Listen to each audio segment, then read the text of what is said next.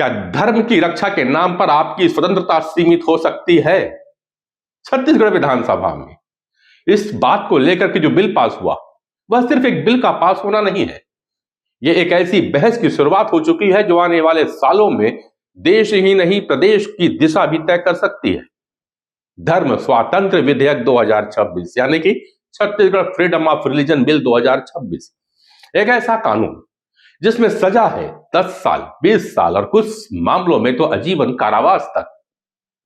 लेकिन सवाल यह है, क्या यह कानून लोगों को बचाने के लिए है या फिर समाज को बांटने की हो रही एक नई शुरुआत?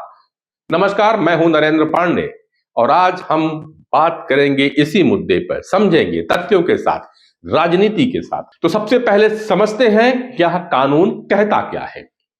छत्तीसगढ़ में अब तक 1968 का कानून लागू था, लेकिन अब सरकार ने उसे हटा करके नया धर्म स्वातंत्र विधेयक 2026 लागू कर दिया है। इस कानून के तहत अगर कोई व्यक्ति बल, प्रलोभन या धोखे से धर्मांतरण कराता है तो उसे 7 से 10 साल तक की जेल और 5 लाख रुपए का जुर्माना हो सकता है। अगर पीड़ित महिला है, नाबालिग है, SC, ST या OBC से है तो यही सजा 10 से 20 साल की जेल पे और 10 लाख के जुर्माने बदल जाती है। और अगर मामला सामूहिक धर्मांतरण का हो जाए तो 10 साल से लेकर आजीवन कारावास तक और 25 लाख की जुर्माना। यानी साफ है, सरकार इस मुद्दे को हल्के में नहीं ले रही है, बल्कि इसे गंभीर अपराध के तौर पर देख रही है। सरकार क्या कह रही है? तो उप मुख्यमंत्री हैं, प्रदेश के गृह मंत्री भी हैं विजय शर्मा जी, उनका बयान है कि यह कानून किसी की आस्था पर हमला नहीं है, यह सिर्फ जबरन धर्मांतरण रोकने के लिए है। हमारे यहाँ छत्तीसगढ़ की स्थिति आप देख रहे हैं, कांकेर में क्या हुआ, नारायणपुर में क्या हुआ, सरगुजा में क्या हुआ, यहाँ पर अन्य स्थानों पर क्या हो रहा है। धर्मांतरण की प्रक्रियाएं इतनी बढ़ी हैं कि इस पर नकेल लगाना आवश्यक है और इसलिए हमने दूसरे प्रदेशों के भी प्रावधानों को पढ़ा, समझा और समझ करके एक पूरी टीम के माध्यम से इसको बनाए। तो प्रदेश टीम कमेटी में इसके जाने की आवश्यकता थी नहीं, दोनों ही बातें गैर जरूरी थी, इसलिए आज इस सदन में इस प्रस्ताव को लाया गया।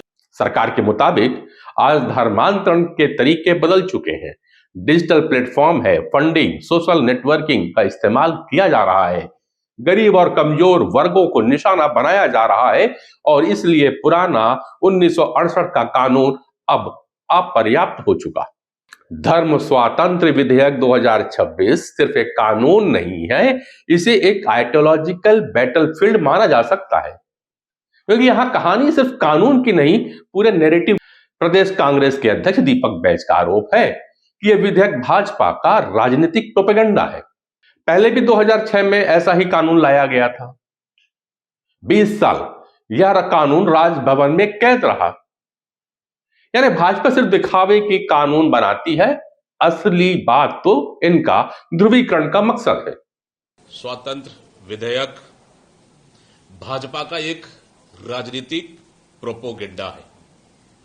इस विधेयक के कानून बन जाने के बाद भी भारतीय जनता पार्टी सिर्फ धर्मांतरण पे राजनीति करती रहेगी। साथ ही 2006 में भारतीय जनता पार्टी की सरकार ने बकायदा विधेयक पास किया और 20 साल तक उसे राजभवन में कैद करके रखा रहा, जबकि उन 20 सालों के दौरान में राज्य में और केंद्र में दोनों जगह भारतीय जनता पार्टी की सरकार थी। भाजपा केवल दिखाने के लिए कानून बना रही है। अब इस बयान को समझिए, बैज सिर्फ कानून पर सवाल नहीं उठा रहे हैं, वो भाजपा की नीयत पर सवाल उठा रहे हैं। उनका आरोप है कानून कम, पॉलिटिक्स ज्यादा है इस बिल में। धर्मांतरण रोकना मकसद नहीं है, धर्मांतरण के मुद्दे को जिंदा रखना इनका मकसद है। यानी कांग्रेस का नैरेटिव साफ है कि बिल समाधान नहीं, यह चुनावी रणनीति है। तो वहीं भाजपा के विधायक अजय चंद्राकर ने पलटवार किया, विपक्ष को इस पे घेरा। उन्होंने कहा कि जब मध्य प्रदेश में कांग्रेस की सरकार थी तो ऐसा ही कानून वहां पे लाया गया।